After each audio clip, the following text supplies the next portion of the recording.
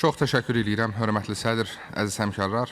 Azərbaycan Respublikasının Cinayət və Cinayət Prosessual Məcəllələrinə təklif edilən dəyişikliklər ilk növbədə insan və vətəndaş hüquq azadlıqlarını, mülkiyyəti ictimai qaydanın daha effektiv formada cinayətkar qəsdlərindən qorumağa, eyni zamanda heç kəsin qanunsuz və ya zərurət olmadan prosessual məcburiyyət tədbirlərinə, hüquq və azadlıqların digər məhdudiyyətlərinə məruz qalınmasını və qanunçuluğun insan və vətəndaş hüquq azadlıqlarına hörmətin daha səmərəli şəkildə bərqərar olmasını hədəfləyir.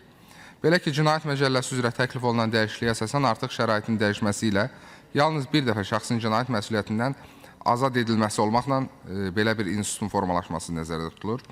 Digər təkliflə oğurluq əməlinə görə sanksiya ağırlaşdırılaraq 3 ilədək müddət azadlıqdan məhrum etmə cəzası tətbiq ediləcək ki, bu da gizli talamanın artıq böyük ictimai təhlükə törətməyən cinayətdən az ağır cinayətlərə şamil edilməsinə səbəb olacaq. Uyğunlaşmanı təmin etmək üçün isə Cinayət Prosessual Məcəlləsində bu əməlin məhkəməyədək sadələşdirilmiş icraat şəklində təhqiqat aparılan maddələrin sırasından çıxarılması təklif edilir. Digər dəyişiklik təklifi cinayət işi üzrə icraatın əhəmiyyətli dərəcədə ləngimasının qarşısının alınması məqsədi ilə istintaq və təhqiqat orqanlarının struktur rəhbərlərinə cinayət təqibinə nəzarət çərçivəsində müvafiq səlahiyyətin verilməsi ilə bağlıdır. Habelə təklif olunur ki, cinayət işinin başlaması üçün əsasların müəyyən edilməsinə görə təhqiqatçı, müstəntiq və ibtidai araşdırma proseslər rəhbərliyi həyata keçirən prokurorun ilkin yoxlama proseduru 30 gündən artıq olmayan müddətdə məhdudlaşdırılsın.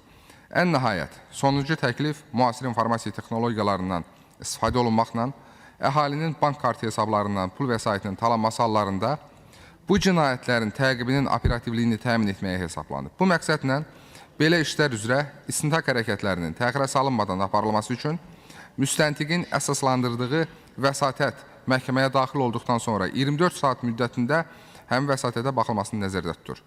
Hörmətli həmkarlar, gördüyünüz kimi təklif olunan dəyişikliklər kifayət qədər mütərəqqi əhəmiyyətə malikdir və bunu nəzərə alaraq layihəyə dəstək verməyinizi xahiş edirəm. Çox sağ olun.